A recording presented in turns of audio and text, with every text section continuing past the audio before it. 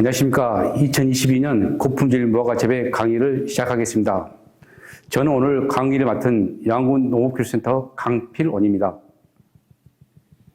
오늘 재배할 순서에 대해서 말씀드리겠습니다. 먼저 무화과 재배, 두 번째로 병해충 관리, 세 번째 생활 속의 무화과 편으로 강의를 시작하도록 하겠습니다. 무화과 재배입니다. 먼저 농업 현황입니다. 무화과는 전국적으로 762헥타가 재배되고 있고 우리 전남이 717헥타, 우리 영암군이 473헥타가 재배되고 있어서 전국 62%, 전남의 66%를 점유하고 있습니다. 우리 영암군에서도 사모하고 미암, 학산 지역에서 전체 면적의 95%를 재배를 하고 있습니다. 다음으로 무화과의 생장 순기표에 대해서 말씀드리겠습니다. 무화과는 총 5단계의 생장 순기가 있습니다. 먼저 1월달부터 3월달까지 휴면기, 4월달부터 5월달까지 발화 발근기, 5월부터 7월달까지 새가지 신장기, 8월부터 10월달까지 가실 비대 및 성숙기, 10일, 12월달 되면은 악엽 휴면이 되겠습니다. 무화과는 생장 순기에 의해서 가지 발달과 뿌리 발달이 이루어지게 되겠습니다. 그래서 순기에 의해서 밑거름 주는 시기, 웃거름 주는 시기가 다 결정이 되겠습니다. 그래서 좀 더 자세하게 비료 주는 방법에 대해서 한번 봐보겠습니다. 무화과는 표준 시비량이 농촌진흥청에 의해서 설정이 되어 있습니다.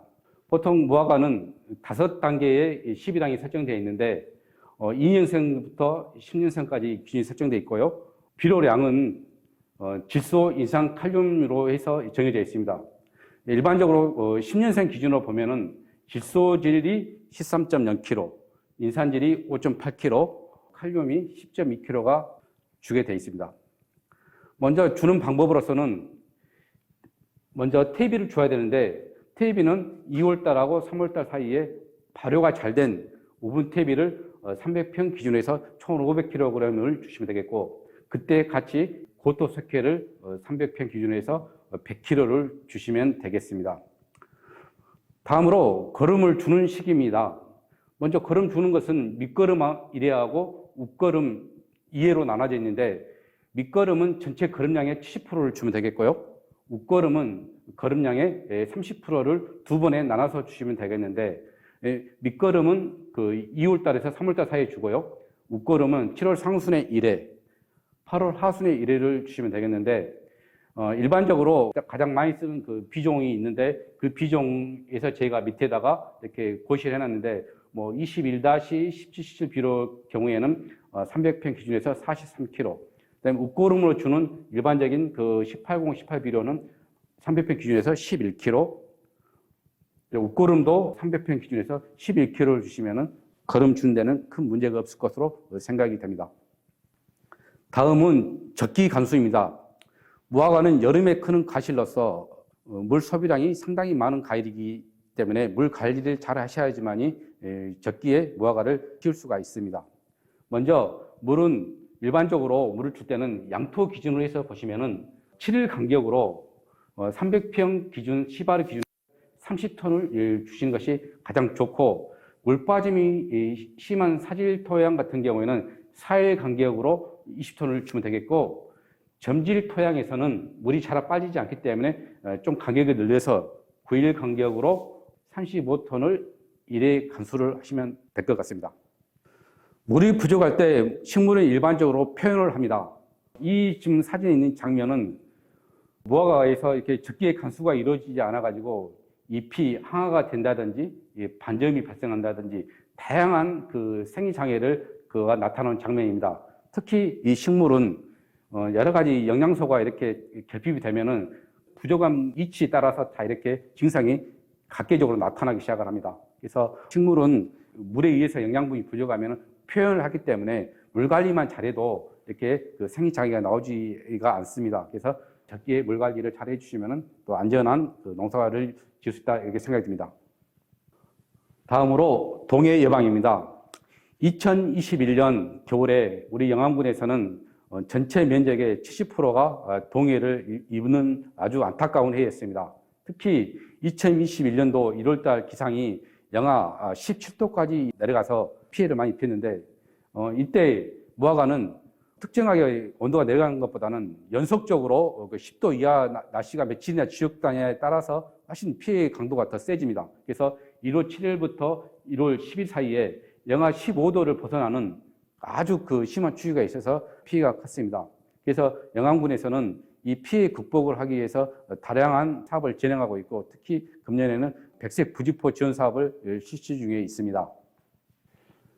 주로 피해가 많이 나온 포장은 이렇게 겨울에 추운데 아무런 동해 예방 조치를 안 한 무피복 포장에서 이렇게 피해가 많이 나왔습니다. 피해 양상을 보면은 가지가 이렇게 거칠고 또 안에 이렇게 칼로 절개를 해보면은 목질부라든지 가피 부위가 이렇게 갈변되는 것이 보입니다. 그리고 이렇게 몇 년간, 수년간 지속되다 보면은 나무에 껍질이 들뜨고 나무의 목질부가 썩어 들어가서 결국에는 무화과 나무를 팔 수밖에 없는 상황에 이르게 됩니다. 그래서 대부분 농가들이 무화과 동해를 예방을 하기 위해서 상당히 많은 노력을 들이고 있습니다. 특히 이런 볏짚을 이렇게 나무마다 쌓아가지고 비닐 같은 걸 감아줘가지고 이렇게 예방하는 주로 이런 방법을 이렇게 많이 씁니다.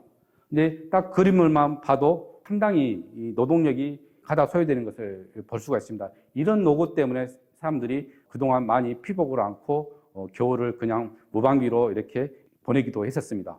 이에 대한 대책으로 영암군에서는 백색 부직포 사업을 하고 있는데 그 백색 부직포가 통해서 동해를 극복했던 사례에 대해서 말씀드리겠습니다. 지금은 이 농가는 백색 부직포를 이용을 해서 피복을 한 사례인데요. 봄에 저희가 이제 현장을 방문해서 본 결과 나무가 아주 잘 이상 없이 크고 있었습니다. 특히 이 농가는 백색 부직포를 씌워 넣었는데 이 강선을 이용해서 터널을 만들어 놨습니다.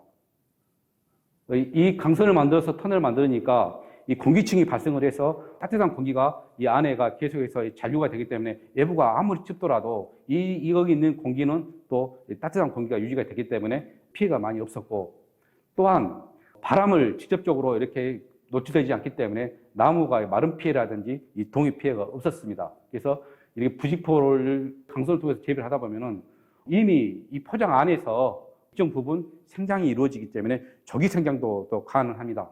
그래서 올해 이 동해를 극복했던 이 농가는 보통 8월 15일께 수확하던 무화과를 7월 25일께부터 생산을 해서 판매해서 조기 수확도 가능한 하나의 사례가 되겠습니다. 그리고 이 무화과 부직포는 벗기는 시기가 아주 중요합니다. 잠못 시기에 피복을 벗겼을 경우에는 문제가 발생할 수도 있는데 그 사례를 말씀드리겠습니다. 지금 이 포장은 서리 피해를 받아가지고 금년에 발화했던 신초가 이렇게 고사를 한 장면입니다. 이 피해가 나온 날짜가 4월 24일입니다.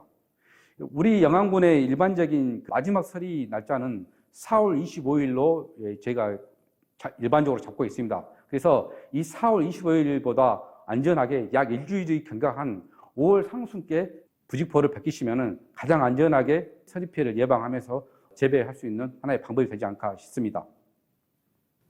여섯 번째로 착색 관리입니다. 무화과는 이처럼 검 붉은 색깔을 유지해야지만이 가장 맛있는 무화과가 될 수가 있습니다.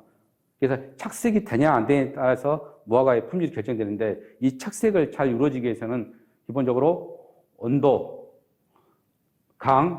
당이 형성돼야 되는데 그 핵심은 빛이 잘 들어오도록 관리를 해야 됩니다. 빛이 잘 들어오도록 하기 위해서는 넓게 심기, 가지 소금, 끝순 주르기 등 강환경 개선을 하기 위한 여러 가지 작업이 필요합니다. 일반적으로 우리가 가장 무화과가 맛있다고 느낄 때가 그때 그 당도를 약 14도 내로 이렇게 저희가 보고 있습니다. 소비자들이 이 당도를 맞춰서 나오는 무화과를 가장 좋아하기 때문에 저희도 이 기준으로 해서 무화과를 재배 관리를 해야 되겠습니다. 무화과가 유통 중인 무화과 중에 이렇게 하나 안 좋은 사례인데 미숫가가 이렇게 많이 나오기도 합니다. 미숫가는 전반적으로 이렇게 푸른 상태로 이렇게 착색이 안 된 상태로 이렇게 유통되는 무화과인데 이런 무화과가 만약에 유통될 경우에는 무화과의 그 소비자에 대한 신뢰도가 떨어져서 무화과를 소비자들이 애면하는 하나의 사료로 될 수가 있어서 가급적이면은 그 미숫가들은 절대 수확하지 마시고 좀 더 익혀가지고 이렇게 유통시키는 것이 하나의 좋은 무화과를 소비자에게 공급하는 방법이지 않겠냐 생각이 듭니다. 그래서 우리가 일반적으로 가장 유통되기 좋은 최고 품질 무화과는 이렇게 검붉게 착색이 잘 된 무화과가 그 시중에 유통되면은 무화과가 오랫도록 사랑받지 않을까 생각이 듭니다. 다음은 그 병해충 관리입니다. 무화과에서 가장 심한 것이 역병입니다. 역병은 주로 물을 타고 이렇게 옮기는 병인데 나타나는 양상이 제일 밑에서부터 이렇게 곰팡이에 감염이 됩니다. 그러면서 약하게 이렇게 번져가면서 계속해서 나무 위로 이렇게 퍼져 올라가는데 주로 많이 나오는 경우에는 이 지면이 이렇게 노출되어 있는 경우에 이런 경우에 빗물에 튀겨서 과일에 전염이 됩니다. 옆에 보시는 포장 같은 경우는 역병이 이렇게 건전한 과일인데 이 토양이 여기처럼 왼쪽 편처럼 노출되지 않고 볏짚으로 피복이 되어 있습니다. 그래서 빗물이 오더라도 튀기질 않기 때문에 무화과가 정상적으로 이렇게 생육이 가능합니다. 역병이 심할 경우에 하나 또 사례를 말씀드리겠습니다. 이 포장은 태풍 후에 역병이 번진 모습인데 여기 보시면은 무화과의 그 아래 열매부터 이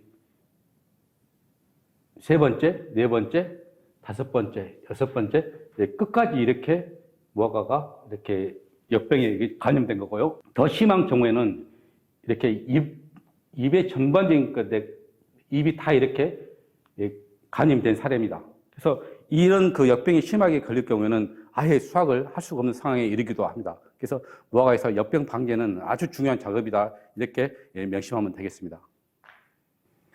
역병을 방지하는 예방 및 방제 요령에 대해서 말씀드리겠습니다. 먼저 빗물에 의해 튀는 비율을 줄여야 됩니다. 그 방법으로는 토양을 멀칭하는 방법이고요. 또 병에 걸린 가실, 이 가지는 모아서 수확도는 땅에 묻어줘야 되고요. 그다음에 나무가 밀식되지 않아서 나무꼴을 적절히 유지하여 바람이 잘 통하도록 이렇게 조치를 해야 됩니다. 또 하나의 잘 걸리는 타입이 병에 걸린 가시를 접촉하고 나서 다른 가시를 만지면은 또 그 병이 전염돼 버립니다. 그래서 절대 병과 가시를 만지고 나서 건전 가위를 만지지 마시라. 마지막으로 약지를 통해서 방지하는 방법에 대해서 말씀드리겠습니다. 아인산염 1000배액을 7 내지 10일 간격으로 골고루 이렇게 비 오기 전후로 살포하시면은 예방을 할 수가 있습니다. 농가들께서는 보통 물 1톤 단위로 많이 이렇게 쓰셔서 제가 1톤 조견을 해놨습니다.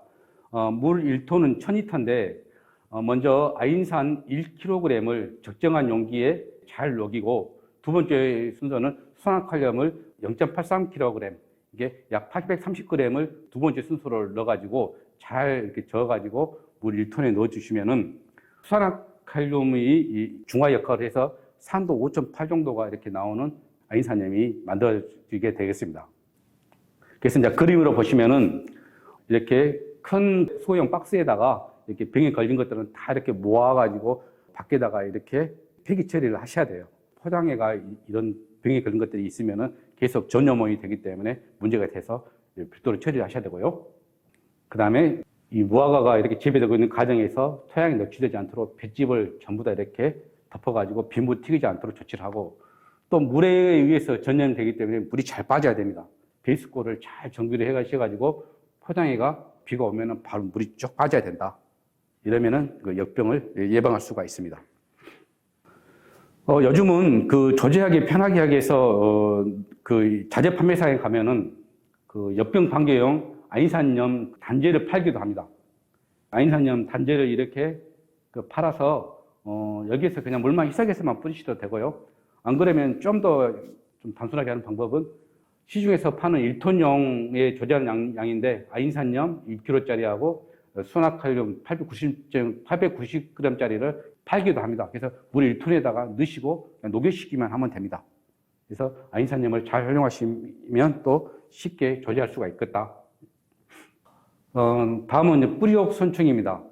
뿌리옥 선충은 애화 증상의 뿌리를 외부에서 봤을 때 가장 큰 특징적으로 나타나는 현상인데요. 이렇게 포장해서 이렇게 잘 크고 있는 나무 중에 일부 지역이 나무가 안 크고 있어요. 그러니까 그런 나무들의 뿌리를 파보면 대부분이 이 뿌리가 이렇게 혹이 발생했어요. 염주처럼. 그래서 혹이 발생한 부위에는 뿌리가 없어요. 그래서 나무가 양분하고 물을 못 빨아먹기 때문에 이렇게 정상적으로 생육이 안 됩니다. 그래서 좀 더 자세히 보면은 선충에 감염된 뿌리 같은 경우는요, 다 보시면은 이런 데가 전부 다 염주처럼 뿌리 혹이 이게 다 발생이 돼 있어요. 그리고 이쪽 주변에는 뿌리가 없습니다. 이게 잔뿌리가 없다 보니까 나무가 양분과 수분을 못 먹기 때문에 안 큽니다. 그래서 이 선충이 지금 우리 지역에서도 상당히 문제가 되고 있기 때문에 선충에 대한 방제도 신경을 써야 될 것 같습니다. 도표로 그림으로 보시면요, 뿌리혹 선충이 단계별로 선충에 감염되는 단계가 이렇게 나와 있는데요. 아무것도 걸려있지 않는 그 건전한 뿌리입니다. 이 뿌리가 이렇게 과정을 이렇게 거치면서 이렇게 점차적으로 잔뿌리가 이렇게 사라지면서 결국에는 이렇게 뿌리혹으로 이제 바뀌어버립니다. 그래서 이런 포장에서는 나무가 결국에는 정상 생육을 못하고 다 이렇게 죽어버립니다. 뿌리혹 선충이 감염되는 그 과정인데요. 아래에서 깨어난 뿌리혹 선충은 부화해서 이 뿌리를 공격을 합니다.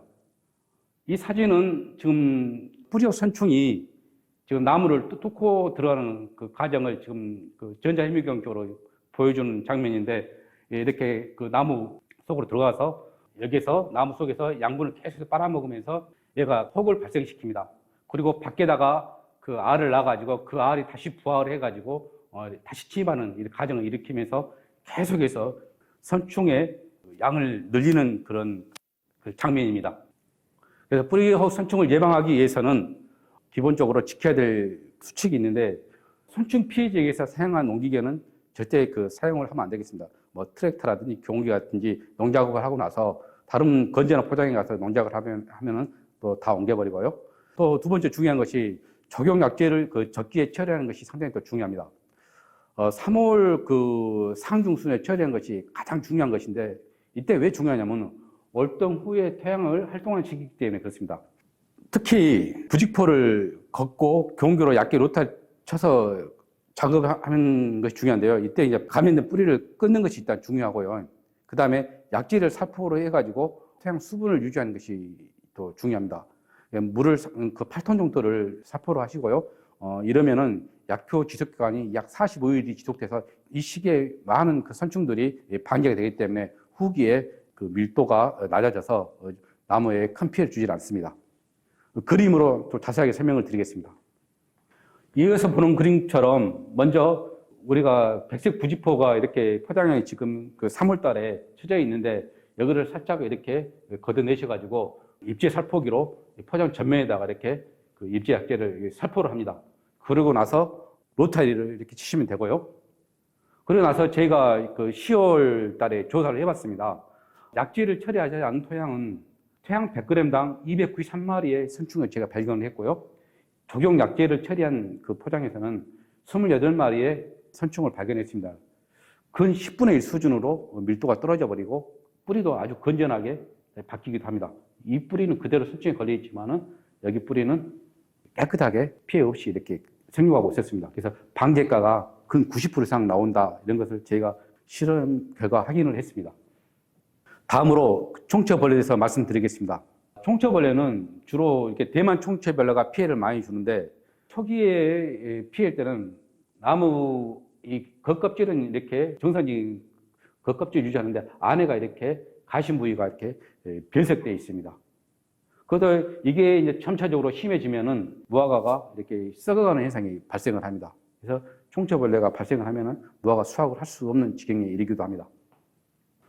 총처벌레는 주로 송충이 알을 낳아가지고 이 알이 애벌레의 단계를 대다가 애벌레가 땅속으로 들어가서 이 번데기 1단계, 번데기 2단계를 유지해가지고 여기에서 다시 성충이 되면서 이 사이클을 이루는데, 한 번 새끼 날 때 얘들이 보름에서 20간격으로 새끼를 하는데 한 번 새끼 날 때 200개씩 이걸 까버립니다. 그래서 이 200개가 저기 200개 까고 200개가 다시 200개 까고 그러면은 이 기하급 수적으로 발생을 해서 이게 어떻게 초기에 그 방지를 안 하면은 상당히 방지하기가 어렵습니다. 특히 또 땅속에 살고 있기 때문에 땅속까지 같이 방지를 하셔야지만이 그 총처벌레가 일반적으로 효과적으로 방지가 될 것 같습니다. 총처벌레 그 밀도를 한번 봐보겠습니다. 총처벌레는 3월 달에 발생을 시작을 해서 이제 5월 달부터 이제 증가량이 증가되기 시작을 해서 가장 피크 치는 시기가 6월 중순이 되겠습니다. 6월 15일경에 가장 피크를 치고요. 피크를 치고 다시 온도가 좀 떨어지면 이렇게 밀도가 줄어들게 되겠습니다. 그러면은 이때 주로 피해가 무화과의 3, 4가 밑에서부터 3, 4가의 피해를 주는 시기인데 이때 밀도를 줄이기 위해서는 이 5월 중순 방지가 제일 중요합니다. 이때 약제를 잘 뿌려가지고 밀도를 줄이면은 무화과 밑에 1, 2, 3, 4번가가 피해를 줄일 수가 있습니다. 그래서 무화과가 그 침입하는 시기는 엄지성토만 할 때 이때 무화과의 가정부로 총처벌에 침입을 해서 이 가심부로에 들어갑니다. 그리고 여기에서 계속해서 꽃을 가해를 하면서 가심부를 갈변시키는 시기입니다. 그래서 엄지손톱만 크기가 되기 전에 방지를 잘 하셔야지만이 총처벌의 피해를 막을 수 있다고 이렇게 생각이 되니까 이 시기가 넘어서 방지를 하시면은 좀 어렵다 이렇게 판단하시고 유념해 주시기 바랍니다. 그러면 총처벌레를 방지하는 요령에 대해서 말씀드리겠습니다. 먼저 방지 방법으로 봐서는 물리적 방지와 화학적 방지가 있는데 물리적 방지는 오른손에 보는 것처럼 청색 끈끈이 트랩을 나무 밑둥 부위에다가 설치를 해놓으면은 이 모든 이 작은 점들이 전부 다 그 총처벌레가 유인돼가지고 현재 잡혀있는 그런 장면이고요. 그 다음에 총처벌레는 이 잡초에서 많이 또 기생을 합니다. 그래서 잡초를 또 제거를 해줘야지만이 총처벌레 밀도를 줄일 수가 있다. 다음으로 화학적 방제입니다. 종용약제를 살포를 하는데 농약을 살포하는 방식은 333 방식을 따르라고 이렇게 제가 이렇게 말씀하고 있습니다. 333 처리 요령은 먼저 세 가지의 다른 약제를 하나, 둘, 셋 다른 약제를 3일 간격으로 3일 이상 살포하라 이런 말씀입니다.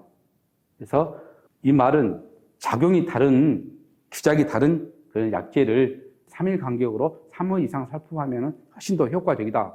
이런 그 약제 방제 원칙이 있습니다.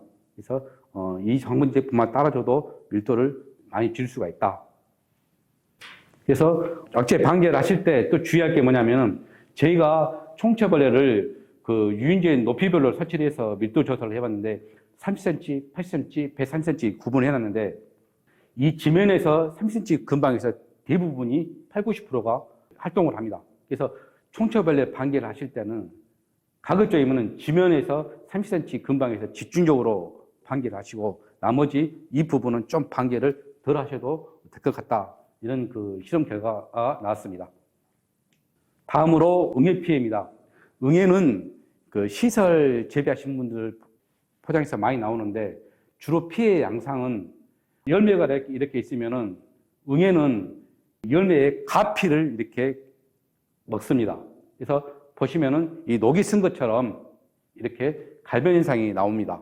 그래서 녹이 쓰는 갈변 현상이 나온 것들은 응애 피해다 생각을 하시고 방지를 하시면 되는데 응애를 방지할 때 주의할 점은 응애는 이 앞면보다는 이 뒷면에 많이 서식을 합니다. 그래서 전면 살포보다는 이 후면 살포 위주로 이렇게 하셔야지만이 방지가 이루어지는데 한번 그 초기에 방지를 하면은 방제가가 좋은데 너무 많이 번성하고 나와서 방지를 해버리면은 가장 또 방지하기 힘든 것이 응애입니다. 그래서 응애는 초기 방지가 제일 중요하다 이렇게 생각하시면 되겠습니다. 다음은 곰보바구미에 대해서 말씀드리겠습니다.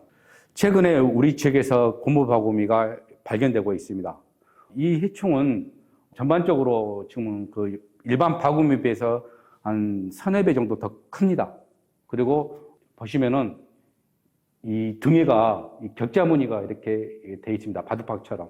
그래가지고 바둑돌이 나아진 것처럼 이렇게 격자무늬가 이렇게 낮은 형태를 띠고 있는데 한번 더 자세히 한번 제가 설명드리겠습니다.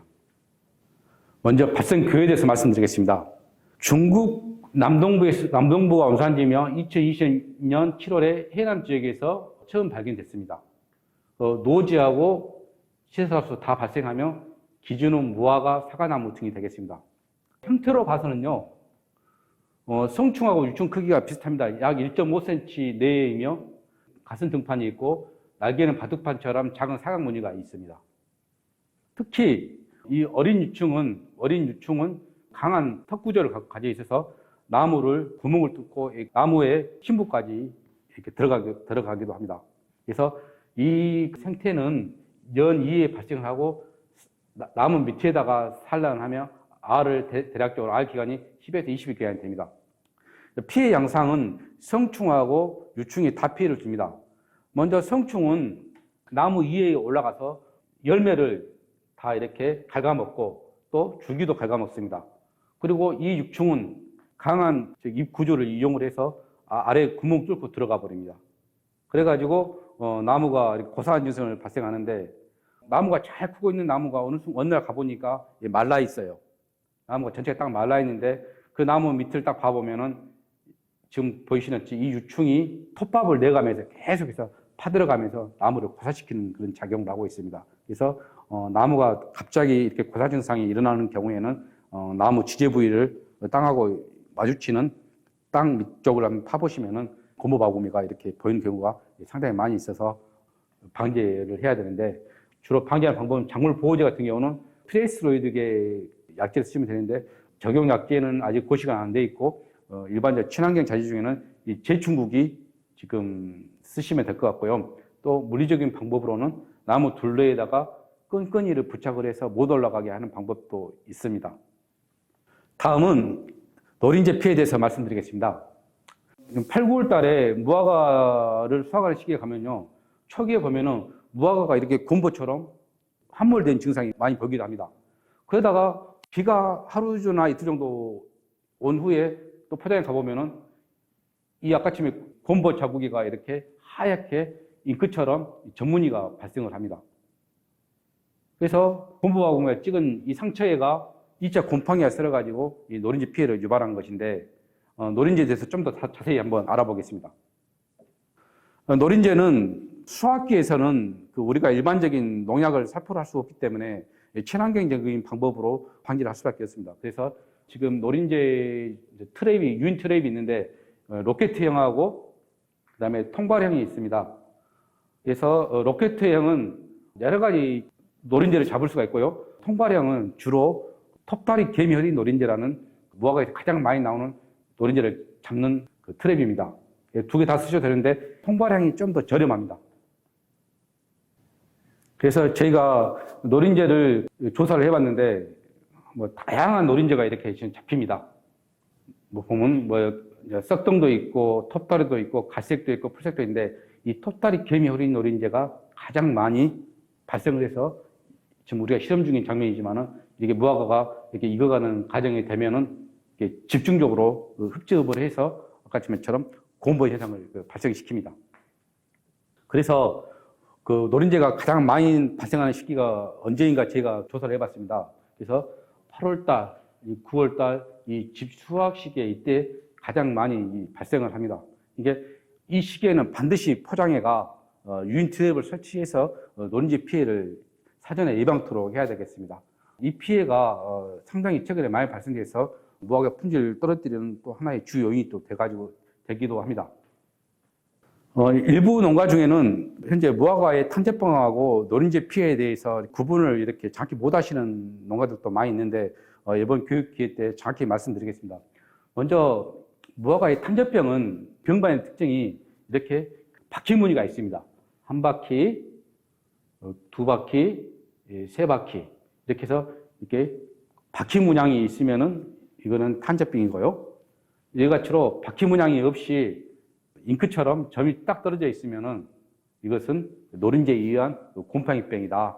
그래서 구분하시면 되겠습니다. 그래서 이런 경우에는 탄저병 약제를 쓰셔야 되고 이런 경우에는 노린재를 트랩을 설치를 해야 되겠습니다.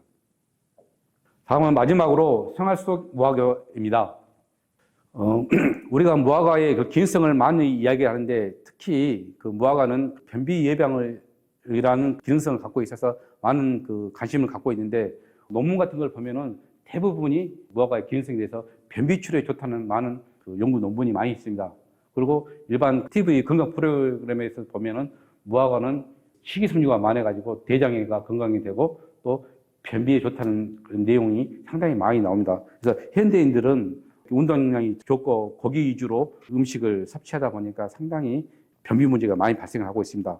그래서 무화과는 그 현대인에게 맞는 그런 가을이지 않냐, 미용 가을이지 않냐 이런 생각이 듭니다.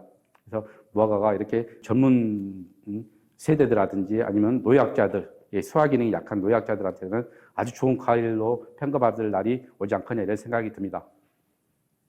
마지막으로 생활 속에 우리가 무화과와 함께하는 하나의 방법에 대해서 소개하고자 합니다. 무화과는 우리가 주로 이제 재배 목적으로 해서 판매하는 목적으로 많이 하는데 무화과는 이렇게 분재를 이렇게 재배를 해도 생활 속에서 늘 무화과와 같이 지낼 수가 있습니다. 무화과는 재배가 그렇게 까다롭지 않고 또 낙엽이 되고 순이 나고 하는 과정이 되게 멋있습니다. 그래서 무화과를 이렇게 삽목이라든지 그 가정에서 재배를 하시면은 무화과가 관상적 가치도 상당히 좋은 그 나무로 저희는 평가를 하고 있습니다. 그래서 생활 속에서도 이렇게 간단한 방법으로 이렇게 무화과와 함께 했으면 하는 바람입니다. 이상으로 2022년도 무화과 새 농업인 실용교육을 모두 마치도록 하겠습니다. 네, 고맙습니다.